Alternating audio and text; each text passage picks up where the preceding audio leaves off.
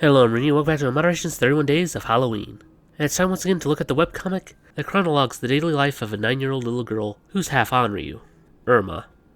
Last year we did a brief overview of the series, and a couple months ago we looked at their novel, Spirits Bloom, which covers the backstory of how this relationship came to be, as well as teasing the next storyline. And we've been asked to review their next novel, Tales of the Blairwood Ghoul, which turns out to be an omnibus of the current run of the show. I mean, it's great to finally have a physical copy of it. We've been begging for that since the launch of their 2 ebooks. And if it's anything like last time, it's probably packed full of study sketches and fan art. But we run into a problem, as we've already said yes to doing a 3rd video on Erma, but without a new topic. So we agreed to do a breakdown of the main story, into, let's say, 100 pages or so, and see if we can understand why the series grew in popularity so fast, and if we could pin down the moment where this series became something special.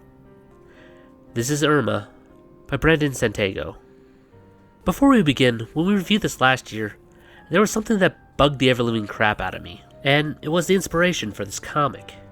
I'm sure if you ask him, he'll give you several stories of how each character got their personality, but that's not what I'm talking about. To illustrate the point, this panel is probably the best single image that captures the spirit of this webcomic. I'm pretty sure he drew this in some form before he started the original storyboards. It was so freaking familiar that it drove me crazy, because I know I've seen this scene somewhere before. I went through all of Sadako's and Kayako's movies repeatedly, trying to find it, only to come across it when we started doing our J-Horror Indian Explain and Kill Counts. Because it's the opening scene with Mimiko in the second One Missed Call movie. I can see the entire thought process behind it, and how the world of Erma came about by asking logistics. How would people around this event would react to it? What would the teachers say? What about the other students? Sure, they'll be a bit scared at first, but over time it becomes mundane for people who see her on a regular basis. What kind of person marries a ghost? Most of this run of Erma covers these topics in a fun and entertaining way. In these early days, it's easy to see this as more of a Saturday morning comic rather than the deep character-driven plot that we're used to in the current run, as many of these are single-shot jokes, but eventually a narrative grew. The first real mini-story introduces the babysitter Felicia, the older sister of Erma's friend Sylvia, so she already had a heads up about her power. So she finds it all expected, but she has a big heart, and we get a nice introduction and a glimpse of her potential when she helps out in a future storyline. We also introduce other characters that will become important down the line, as we see her old babysitter, who's yet to make her move. But then again, the show is shanghaied by yokai, but it's only a matter of time before we get back to her. Also introduced is the show's first real villain, Whiteley Wallace, a play on Slappy from Goosebumps. He only gets 2 pages in the first 100 run, and it makes his eventual power play even more unexpected. Also someone I completely forgot they introduced way back when is Principal Wes Phelps, a major player in the 3rd story arc. But he was originally a one-off joke character, of teachers asking how anyone thought it was a good idea to let a ghost go to school. We also get a Halloween event that lasts for several pages, but nothing really of note happens.